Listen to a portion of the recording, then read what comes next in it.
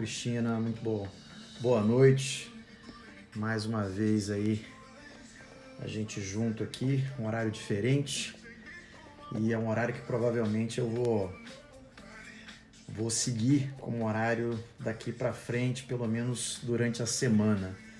Eu já tinha avisado numa live anterior que na medida em que a rotina fosse se aproximando um pouco da rotina normal, eu teria alguma dificuldade de fazer uma live que iniciasse à meia-noite e fosse ali até por volta de 1 da manhã.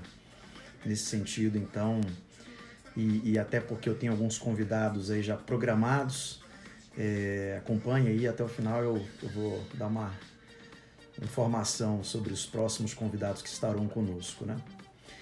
Quem esteve aí no sábado, ou quem assistiu a live depois, certamente ouviu a fala da doutora Helena, e foi muito importante a gente poder ouvir o que ela falou a respeito de saúde mental, nesse momento específico que nós estamos vivendo. Então, eu acho que foi de grande valia trazer, né, não só uma psiquiatra, mas uma psiquiatra diferenciada, uma profissional que realmente tem uma experiência, uma bagagem, uma competência, um compromisso ético com seus pacientes. Então eu acho que foi muito legal a gente ter partilhado aí desse momento. Muito bem. Oi, Amália. Boa noite. Aqui tem também a Larissa. Larissa, boa noite. Pois bem, então um horário novo, a gente com algumas mudanças aí em relação à proposta, né, que inicialmente tinha basicamente um tema sendo abordado por mim. Eu vou continuar falando aqui só com vocês em alguns momentos, mas a minha ideia é trazer um pouco mais alguns profissionais para que a gente discuta, principalmente dentro de algumas outras áreas do conhecimento, temas que sejam temas de relevância aqui para esse espaço que a gente chamou de Expresso da Meia-Noite. Agora não necessariamente à meia-noite, né, mas vamos manter o nome aí mais pela originalidade. Acredito que alguns de vocês possam me acompanhar ainda nesse horário no cafezinho. Bom, o tema de hoje é um tema que talvez requeira assim, uma atenção muito especial, principalmente nesse momento, né? Temos ouvido principalmente aí das pessoas que estão de alguma maneira vivenciando essa diferença, dessa proximidade maior, né, entre cônjuges. Nós temos acompanhado muitas queixas, na sua grande maioria os casais se queixam frente a esse nível de proximidade, essa dinâmica que inclui as crianças o tempo todo em casa, porque estão com as aulas interrompidas. Então, esse cenário tem trazido para nós, profissionais da área de saúde mental, né, muitas queixas, né? Já falamos aqui, em alguns momentos nós tivemos relatos de violência doméstica, divórcios, algumas situações muito complexas aí acontecendo, e nesse sentido, né, a gente entende que a sexualidade de alguma maneira pode, né, ser impactada por essa mudança de rotina. Oi, Fred, boa noite, tudo bem? Então, a gente tá realmente numa fase, num momento, digamos assim, de vida da espécie que várias questões comportamentais vão sendo aí afetadas, né, por conta de um contexto nunca antes vivido, né, não planejado, não programado, e que certamente está trazendo uma série de mudanças assim, de cenário na vida da gente. Então hoje, né, eu resolvi falar sobre disfunção erétil, né? Então o tema vocês viram, quer dizer, como não falhar na hora H. A ideia é a gente abordar de uma forma leve, de uma forma tranquila o assunto, e a proposta, na verdade, é a gente conversar sobre isso, né? De forma que eu fico sempre aberto, mesmo ao longo da apresentação, para que a gente interrompa ali a fala e possa comentar ou responder alguma coisa que surja. Não vamos reservar isso ao final, não. Podem participar à vontade ao longo da apresentação. Pois bem, nesse momento, a gente precisa começar a definir, né, assim, do que a gente vai falar. Então, quando a gente fala de disfunção erétil, né, a gente está falando de uma incapacidade persistente ou recorrente de obter ou manter uma ereção adequada até a conclusão da atividade sexual. Então, isso é um critério importante, essa incapacidade persistente ou recorrente. Há também a necessidade que a gente tenha uma perturbação, tendo essa perturbação causando um sofrimento, né, ou algum tipo de dificuldade interpessoal, algum problema de relacionamento ali do casal como decorrente dessa situação. E, né, claro, a disfunção erétil não pode ser explicada por algum outro transtorno mental ou alguma condição exclusiva ali de efeito de substâncias psicoativas, né, alguma condição médica geral evidenciada, alguma situação, algum contexto muito específico da vida da pessoa. Então esse é um ponto assim que a gente precisa também avaliar. Metade da população masculina já experienciou episódios ocasionais ou transitórios de disfunção erétil, né? Então a Kaplan vai dizer isso. E é interessante como nós encontramos consonância em consultório a respeito dessas questões. Claro, nós somos o para-raio, é ali que os raios caem, mas de uma certa maneira nós colhemos, principalmente com outras demandas, também esse tipo de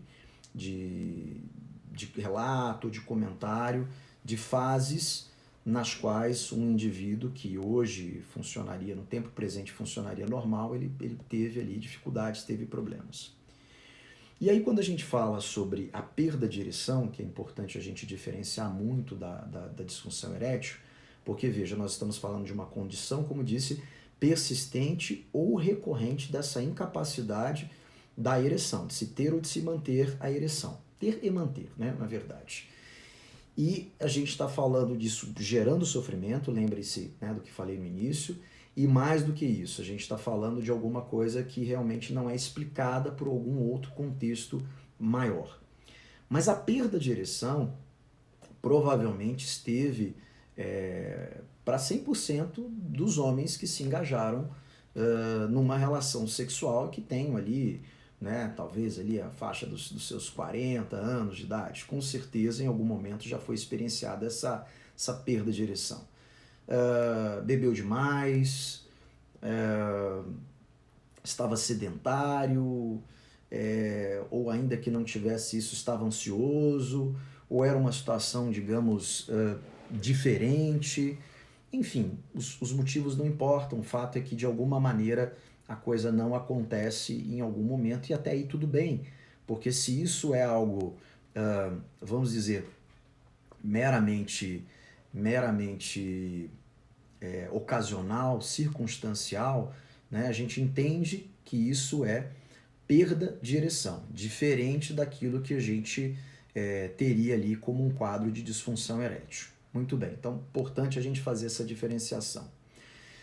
Importante também dizer que a disfunção erétil ela pode acontecer em jovens, adolescentes, né, e pode acontecer, claro, também em senhores, né, da melhor idade, sem sombra de dúvida, né, ela acontece, claro, que por motivos diferentes, mas ela pega todas essas faixas etárias e atinge, né, todas as classes socioeconômicas.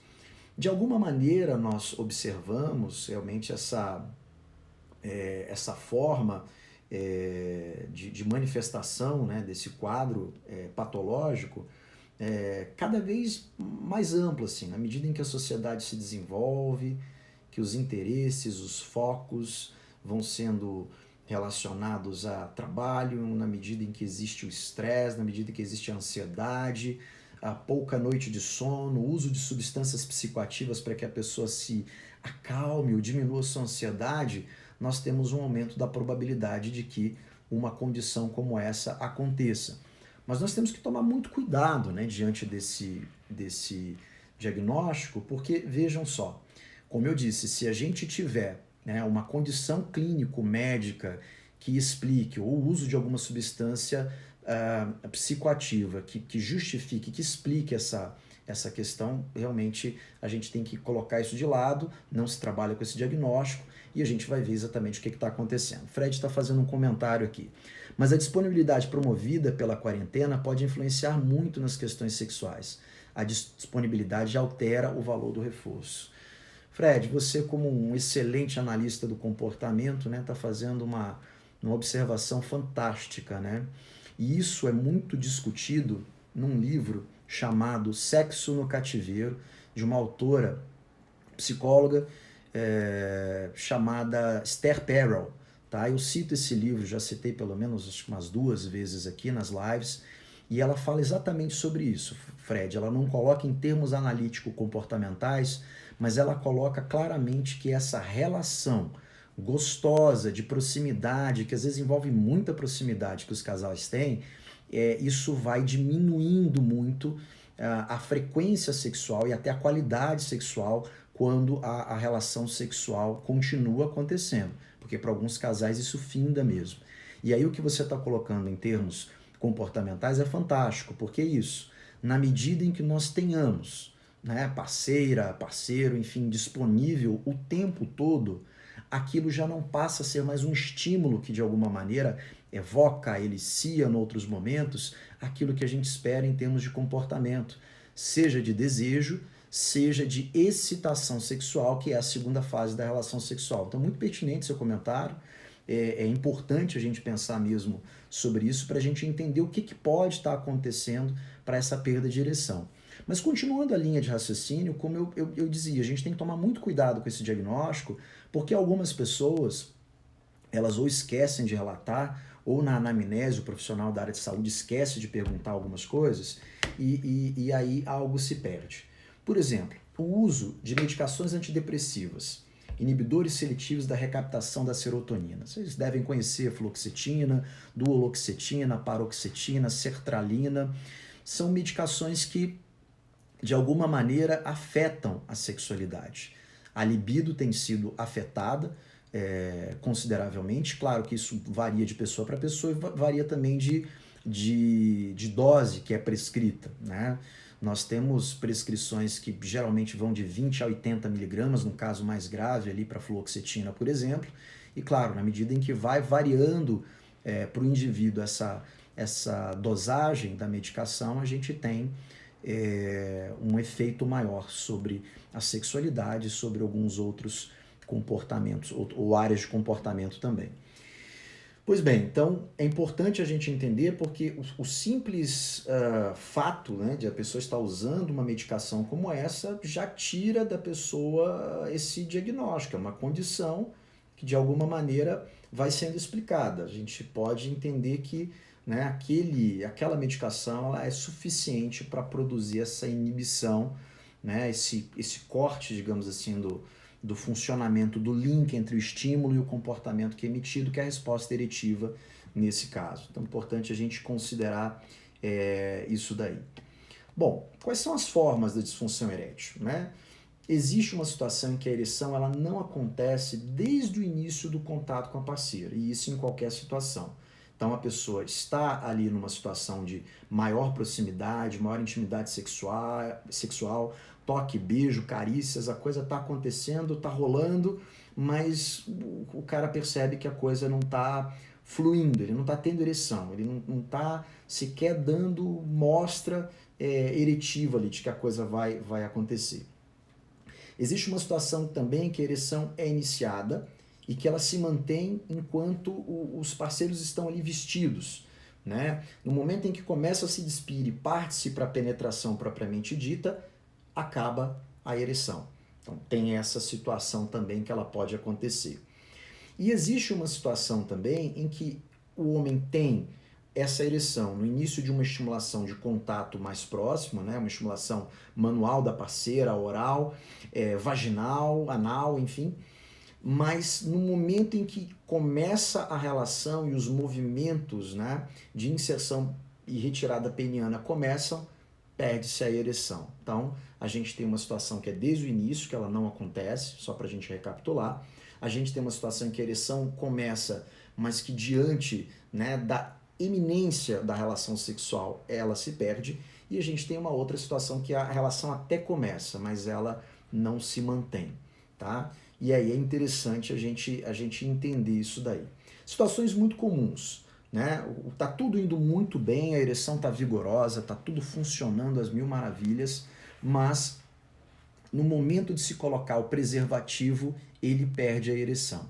Algo muito comum, que inclusive faz com que homens abandonem o uso de preservativo durante as relações sexuais, claro, se colocando em risco, colocando a parceira em risco em muitas situações. Mas é uma situação mais comum do que a gente possa imaginar. Porque há uma quebra, né, daquela conexão que está acontecendo ali.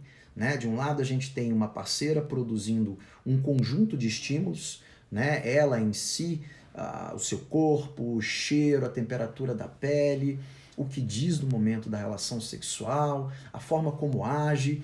Então tudo isso acontecendo diante daquela situação, mas aí a gente, diante da parada para se colocar o preservativo, presta-se atenção ali durante alguns poucos segundos e a ereção se perde. Então uma coisa muito comum da gente tentar né, assim, pensar na situação, é fácil a gente pensar nela. E tem então também uma situação em que ao longo da relação sexual as coisas estão caminhando, mas de repente mudou-se uma posição, procurou-se uma posição que talvez tenha ficado mais desconfortável ou não muito estimulante para o homem, e aí as coisas se complicam, né? Nem sempre o que é prazeroso para ele é prazeroso para ela, né? Então vamos pensar assim em determinadas posições sexuais, a posição de 4, por exemplo, né? Só para a gente pegar como um detalhe. Muitas mulheres se queixam de dor nessa posição.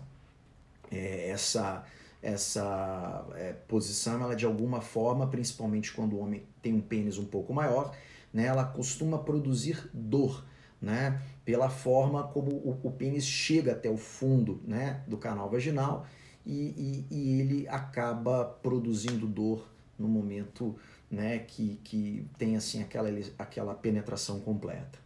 Então, essa é uma situação que muitas vezes mulheres evitam.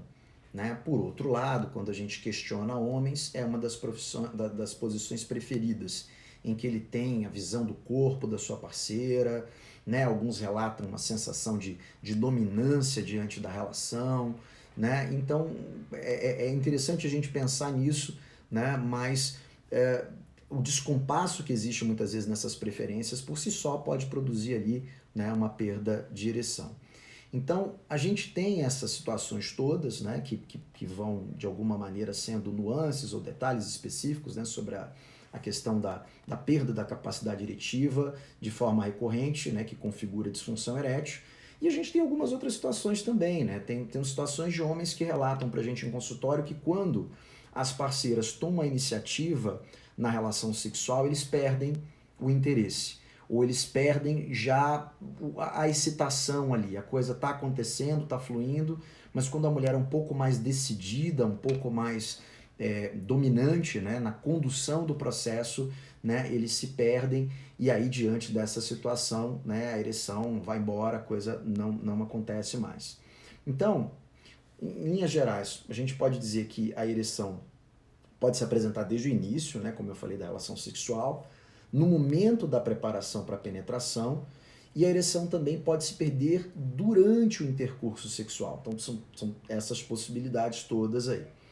E por que a ereção se perde, né? Vamos tentar entender. A gente já falou que muitas vezes uma condição clínico-médica pode gerar perda de ereção, o uso de uma substância psicoativa lícita até, uma medicação, como eu citei aqui, as medicações antidepressivas, né? A gente pode ter uma série de situações. Mas quando a gente desconsidera isso, e a gente vai tentar entender, assim, dentro das condições normais de temperatura e pressão, né, para um casal que está ali se relacionando, a gente pode pensar no seguinte: existe, muito provavelmente, quando essa ereção se perde, uma interrupção do estímulo, né? Bom, mas Fábio, pera lá, eu estava com meu parceiro e eu estava estava excitada, estava dizendo a ele que estava excitada, as coisas estavam acontecendo, não houve essa interrupção do estímulo. Bom, então vamos lá. Não houve dentro daquilo que você entende, né, observando diretamente assim, que não houve. Mas se você não conhece muito as preferências dele, né, o quanto determinados estímulos se apresentam de uma maneira apetitiva e outros estímulos, pelo contrário, eles são desinteressantes para ele, talvez você não possa afirmar que não houve essa interrupção.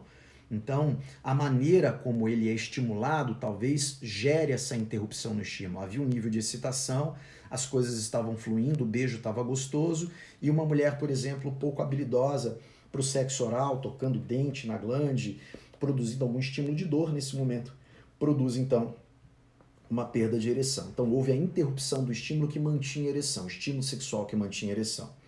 Outra coisa, né, também que pode acontecer, principalmente nessas relações sexuais eventuais, são características físicas, né? Então a gente tem situações de homens que relatam dificuldade para lidar com cicatriz, até cicatriz cesárea, tem alguns homens que relatam isso, né? Então existe isso. Ou a mulher tem alguma, não sei, má formação, congênita, alguma coisa que não fique clara ali no momento da balada, mas no momento que chega lá na hora H, ele se depara com aquilo e aí isso pode gerar, né, uma perda de estímulo. Claro que vai haver sempre aquele que vai passar por cima dessas coisas e as coisas vão acontecer, mas no geral, né, existe alguma coisa que produz essa perda, né, de ereção. Quer dizer, existe alguma coisa que envolve, né, essa quebra ali de funcionamento. Uma coisa que a gente tem que estar muito atento também é a chamada fuga de pensamento. E isso é muito importante. Tudo aquilo que a gente vai fazer, a gente precisa estar extremamente conectado, de forma que a gente não deixe essa mente devagar, o pensamento devagar, e com isso a gente perca ali a apreensão maior daquele momento que estamos vivendo. Então, é importante a gente considerar isso, porque tudo aquilo que acontece nesse mundo debaixo da pele, tudo aquilo que acontece, né, dentro da gente organicamente, o outro não percebe, mas de alguma forma nos afeta. Então, se você está numa relação sexual pensando na dívida, se está pensando numa situação de desentendimento que aconteceu grave e que culminou num processo judicial, por exemplo, ou qualquer outra situação que lhe ocorra, né, a chance de que a ereção se perca é muito grande. Né? E é uma das coisas que a gente percebe, né? Algumas pessoas que têm assim, uma propensão à desatenção como um todo, né? Pessoas que possuem até diagnóstico de déficit de atenção e hiperatividade, nos chamam a atenção quanto a essa questão da possibilidade da perda de ereção, principalmente se essas pessoas estão dentro de uma relação fixa, dentro de uma relação que já se mantém durante algum tempo, e uma relação que não se renova, que não se revigora, que não traz conhecimentos nem interações novas para o momento ali a dois. Então é importante a gente pensar nessa fuga de pensamento como algo extremamente importante.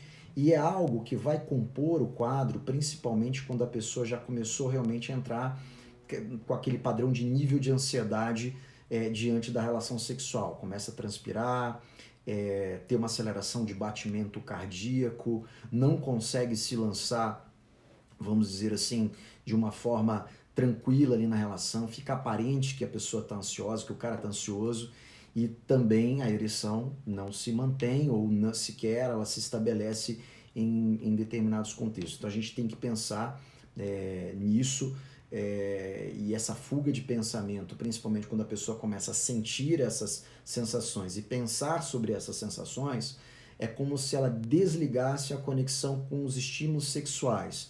Ou seja, a parceira começa a chamar menos atenção do que aquilo que ela sente, ou que ele, né, o homem, sente dentro de si. Então é importante a gente estar atento a essa questão. Então, primeira coisa que a gente tem que descartar, né, quando a gente fala, e eu vou falar mais sobre uma disfunção erétil mais comum, que é aquela de ordem psicogênica, ou seja, que é causada por eventos que nós chamamos assim de eventos emocionais, psicológicos, enfim, o termo não importa agora. mas a gente tem que descartar condições clínico-médicas, né? A gente pode ter quadros de disfunção erétil por condições clínico-médicas, né? Diabéticos, por exemplo, de longo prazo, diabéticos não tratados, eles podem desenvolver quadros de neuropatia diabética e essa pode ser uma condição para ereção, né? Problemas vasculares, problemas hormonais também, um indivíduo que começa a desenvolver hipogonadismo, uma disfunção na produção da testosterona, ele também pode ter dificuldades grandes ali para ter uma ereção. Então é importante a gente desconsiderar isso se a gente está querendo pensar nas condições psicológicas. Então vale muito a gente tentar enxergar se existe ou se não existe uma condição como essa, porque se existir, o tratamento segue numa linha. Se não existir, o tratamento segue numa direção completamente diferente. É importante a gente pensar sobre isso. Algo que também traz para a gente assim, um entendimento sobre o porquê, né, a perda de ereção recorrente acontece, é a falta de esclarecimento que alguns homens têm sobre o papel sexual deles e o funcionamento da sexualidade masculina. Por incrível que pareça, mesmo nos dias de hoje, com esclarecimento, informação de qualidade, lives com profissionais renomados, muitas vezes falando sobre o seu conhecimento, mas por mais que exista isso, alguns homens eles têm uma visão muito distorcida do papel sexual. E essa visão distorcida faz com que eles estejam o tempo todo se comparando com situações irreais, comparando o desempenho deles com o desempenho de um ator de filme pornô, de um filme que tenham assistido, comparando o desempenho deles com o relato do amigo numa mesa de bar, né? Porque em mesa de bar alguns homens precisam entender que se conta vantagem sim, e muitas vezes a mentira é grande, né? E essa comparação, né, é sempre alguma coisa muito perigosa, porque quando você vai para uma relação sexual pensando sobre alguma coisa que não seja sobre os estímulos ali presentes, né, o contexto que cerca aquela situação sexual e principalmente a parceira, a gente está falando de alguma coisa que dificulta, né, consideravelmente ali o funcionamento desse homem. Então não entender assim isso é uma coisa delicada. Alguns homens, por exemplo, eles têm a regra, ou a autorregra, de que eles precisam funcionar sexualmente diante de toda e qualquer circunstância. E acreditam nisso, piamente. Independente de estarem bêbados, alcoolizados, independente de estarem diante de uma situação de febre, independente de estarem diante de uma parceira que não os estimula, assim, em absoluto, uma parceira que não lhes parece atraente, né? Gente, parceira ou parceiro, tá? Eu vou falar muito sobre casais heterossexuais, porque essa é uma experiência maior que eu possuo, mas também já tendo atendido parceiros homossexuais, a mesma coisa vai acontecer. Então é só uma observação, porque em algum momento transporte essa de parceira para parceiro, e aí a gente se entende quando faltar talvez essa explicação. Pois bem, então é importante a gente entender isso. Uma outra coisa que acontece com grande frequência na história de homens que começam a apresentar uma disfunção erétil é uma exposição que eles tiveram à crítica, né? Perderam a ereção em um determinado momento, sofreram uma forte crítica ou passaram por uma situação em que a parceira os expôs consideravelmente, e diante desse momento ali parece que se encerrou um capítulo, né?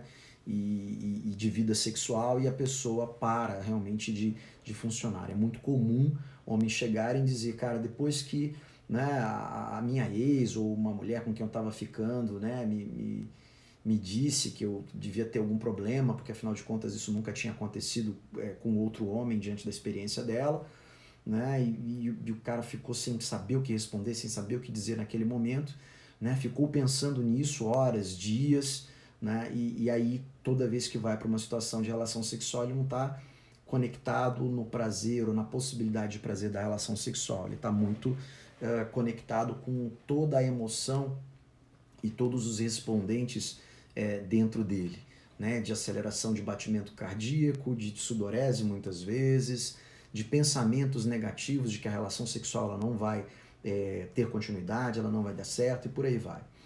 Bom, Outra coisa que a gente tem que considerar também, o momento que a gente está vivendo hoje, por exemplo, situação de estresse significativo, né? Excesso de trabalho, dívidas que para muitas pessoas, né, a pandemia trouxe mais do que o medo da contração de um vírus, que é um vírus perigoso, mas trouxe para a gente também uma verdadeira avalanche aí de problemas, né, uma cascata ali de situação de que um vai devendo o outro, que passa a dever o outro, ou seja, uma quebra da economia.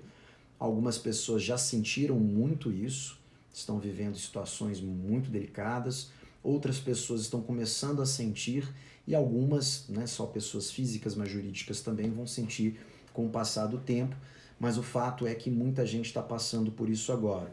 E essas condições de vida estressantes, elas possibilitam ou trazem com uma grande frequência a chance de que esse homem não funcione sexualmente. Então veja, se ele perdeu a ereção ontem e não tinha esse histórico antes, ou se aconteceu eventualmente, nós não estamos falando de disfunção erétil, a gente está falando de perda de ereção. Mas isso que está sendo dito ali como perda de ereção, talvez seja uma coisa que valeria a pena a gente olhar, entender e observar para saber se isso não vai se estabelecer mais frequentemente, né? Mas de qualquer forma é entender que esse contexto ele é propício para que realmente a dificuldade de capacidade eretiva se estabeleça. Muito bem. Quais são as consequências, né, da disfunção erétil? Nem preciso dizer, né, no quanto vai haver uma baixa autoestima desse homem, né?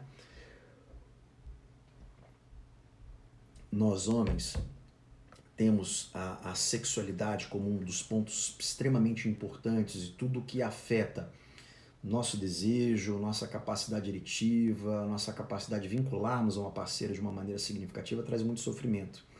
Alguns homens não se preparam, inclusive, para o processo de amadurecimento e sofrem muito, mas muito mesmo, quando começam a perceber os sinais de que a maturidade vai chegando e que ela vai dando lugar para uma outra forma, né, de relação que não seja necessariamente a relação sexual. Alguns homens mergulham num processo depressivo, é muito comum alguns homens começarem um episódio depressivo exatamente por conta disso, a partir dali, então, eles com um pensamento recorrente, obsessivo quase em relação ao não funcionamento deprime. Outra consequência é o desgaste na relação com a parceira, né? Algumas mulheres têm o dom de se culpar até nessas situações, né? Elas sentem muitas vezes, ele não me ama, eu não tenho mais o corpo que eu tinha antes, ou eu não sou uma mulher atraente aos olhos dele, é porque eu tô com celulite. Então, vejam, e as condições são as mais variadas às vezes, né? A gente não está dizendo que isso é uma situação que também não deva ser cuidada. Essa mulher também tem baixa autoestima, ou está, pelo menos, passando por uma fase de baixa autoestima, e ela precisa se melhorar também nesse sentido. Eu entendo que, né, um casal que principalmente esteja em idade de vida sexual ativa e ele comece a apresentar problemas, seja desesperador, eu não tenho dúvidas sobre isso. Né? Recebo casais às vezes destruídos assim, emocionalmente apenas porque não estão funcionando sexualmente. Mas friso esse apenas, né? Porque realmente é alguma coisa que traz pra gente uma desconexão, não só nesse nível, mas em outros níveis também. Eu defendo que a relação sexual é o que realmente distingue um casal de duas pessoas que estão dividindo as contas debaixo do mesmo teto. Né? E acho que é isso mesmo, a gente precisa, né, dessa cumplicidade, dessa intimidade, dessa proximidade que só passa a se estabelecer a partir do momento que nós temos essa conjunção carnal, esse contato de corpos, né, essa relação que é uma relação que para muitos, né, é uma relação de exclusividade, que bom que assim seja, e isso tudo acaba sendo algo de alguma maneira relevante e importante ali, mas para alguns homens tem um peso maior do que o que deveria ter, né? E em função disso começa a haver problema, e a mulher, por outro lado, também com baixa autoestima ou com dificuldade para entender esse momento masculino, começa a ter né, dificuldade de entendimento sobre isso, né? E uma outra coisa que a gente começa a observar também nessas situações é de comportamentos desviantes, né? A gente começa a perceber um padrão exibicionista em alguns casos, para outros casos um padrão voyeurista, o aumento do consumo de pornografia para níveis que são níveis de dependência, de vício, travestismo, né? Que até então a pessoa não tinha menor interesse ou vontade ou busca por aquilo, e ela passa não só, em alguns casos, a se travestir, mas também a procurar também, né, pessoas que estejam ali num processo ou de uma transição, ou que sejam apenas travestis mesmo. E por aí vai, a gente começa a ver realmente que na medida em que a pessoa começa a se perder em relação à sua funcionalidade, o seu padrão de funcionamento sexual normal, ela realmente vai migrar para alguns outros padrões de comportamento, quase como se estivesse testando ou buscando um entendimento sobre o que está acontecendo aí. E aí, né, a gente precisa pensar como é que se lida com isso, como é que a gente intervém, o que a gente faz para lidar com uma situação como essa. Primeira coisa que a gente trabalha em consultório é a reformulação de conceitos, né?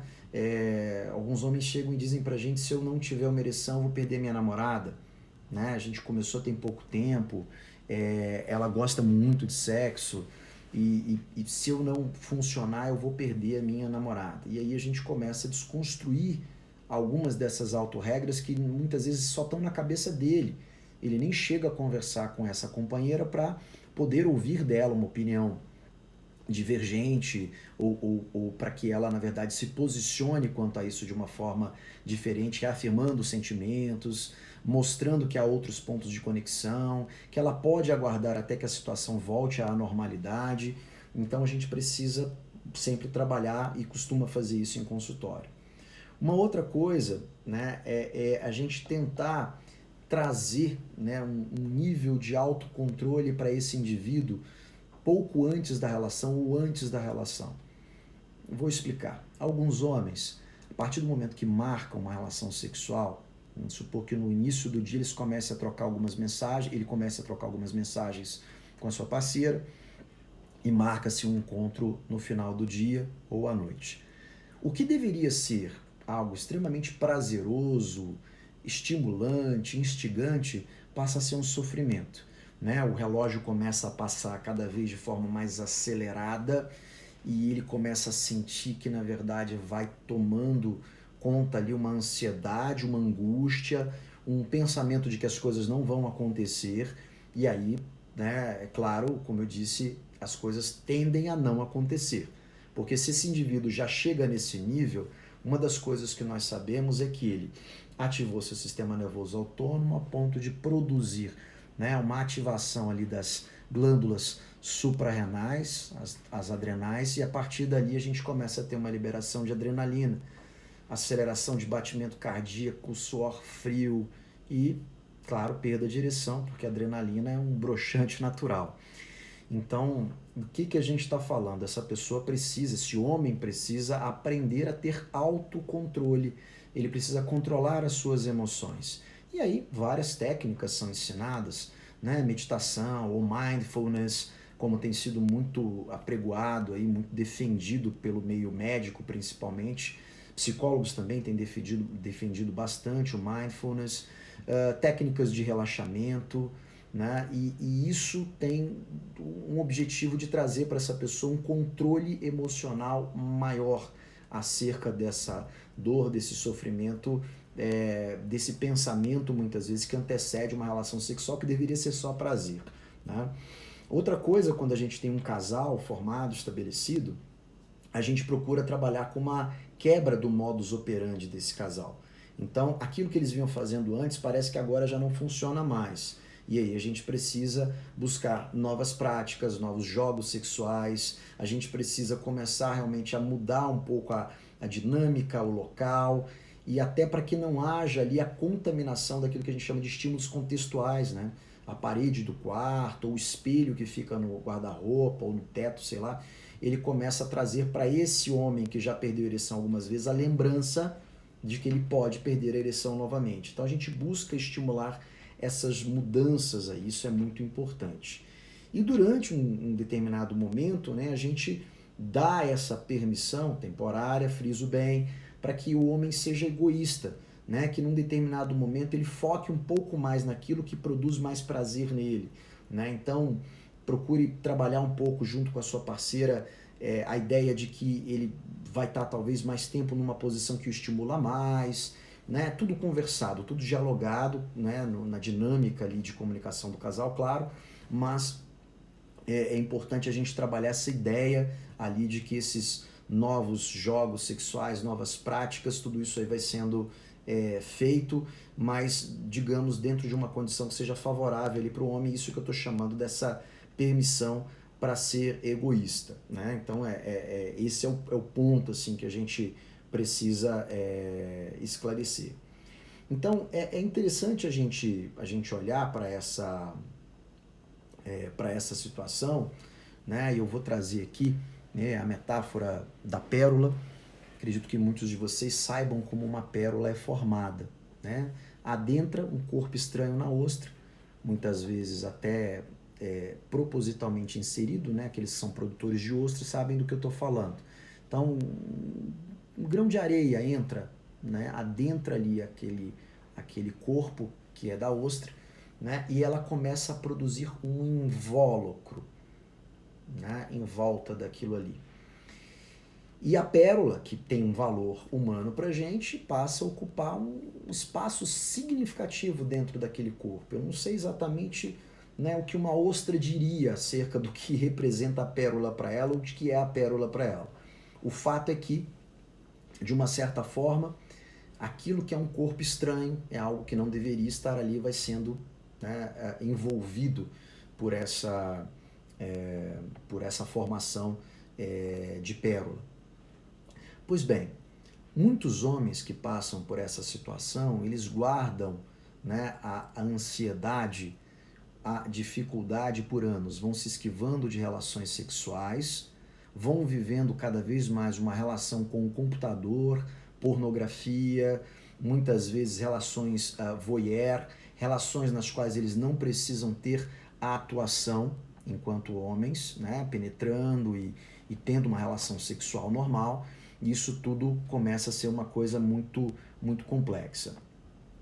Mas vejam, isso que muitas vezes é guardado começa a ser o corpo estranho, é análogo ao corpo estranho que adentra, né, aquela psique naquele momento, e a partir dali essa pessoa começa a envolver uma série de coisas, né, para que aquela verdade ou para que aquele corpo estranho ali seja escondido. Homens fazem isso com a perda de ereção que tem acontecido diante de uma situação que os constrangeu significativamente, mas podem fazer isso também com algumas experiências que tenham vivido no passado, né? Não muito raro um homem que começa a perder ou que já vem perdendo ereção há muito tempo, ele começa a me relatar situações de algumas experiências que tiveram com outros meninos durante a infância. E aí começa um questionamento leigo, friso bem, com um questionamento leigo, que é um questionamento muito recorrente, que é: eu tive essas experiências no passado e essas experiências, elas guardam alguma relação com o que eu estou vivendo? A resposta é não. Na sua grande maioria, é não.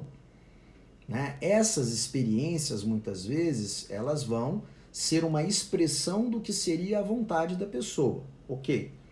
Mas no caso de um homem que tenha desejos, né, e falando agora, claro, de um homem heterossexual que tenha desejos heterossexuais, né, se veja beijando mulher, casado com mulher, compartilhando cama, andando de mãos dadas, apresentando para a família, ou seja, ele tem essa formação, tem desejo sexual por mulher, esse homem, né, começa a apresentar um problema, ele vai lá no passado, tentando buscar uma explicação para aquilo que ele está vivenciando.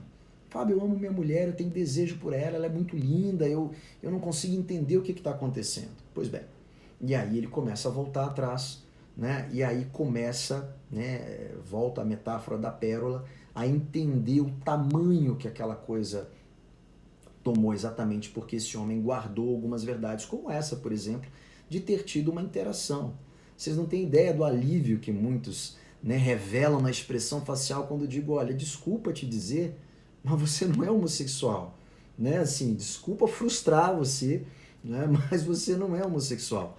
Ou seja, a experiência que você viveu com um garoto, com um primo, com outros garotos ali durante uma fase, era uma experiência de descoberta.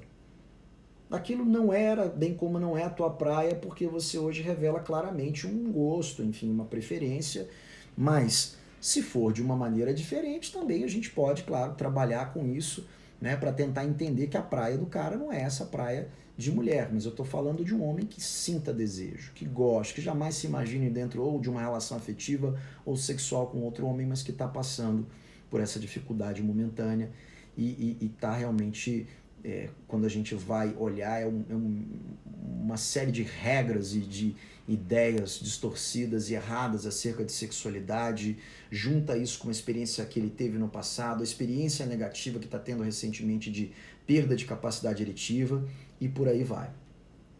Então, esse é o cenário, né, que a gente costuma vivenciar. E volto a dizer, assim, principalmente nesse momento em que nós temos vivido, né, a relação conjugal, que muitas vezes passa a ser uma relação de embates, uma relação hostil em função de tudo, ou de todo o cenário de pandemia, de quarentena, de interrupção das aulas, né? Então o período escolar fica ali acontecendo sempre em casa por meio do homeschooling. Tarefa administrativa, tarefa de casa nunca termina, a gente sabe disso. Então esse contexto, né, ele é naturalmente, né, um precipitador, ou algo que vai ser, na verdade, assim, muito provavelmente um terreno fértil, né, para que a perda de ereção ela se estabeleça. Então é importante a gente entender isso, é importante que haja essa clareza de homens acerca de que o contexto ele é um contexto que precipita essa situação, para que se busque trabalhar no contrapeso, né? Para que se busque mais o que?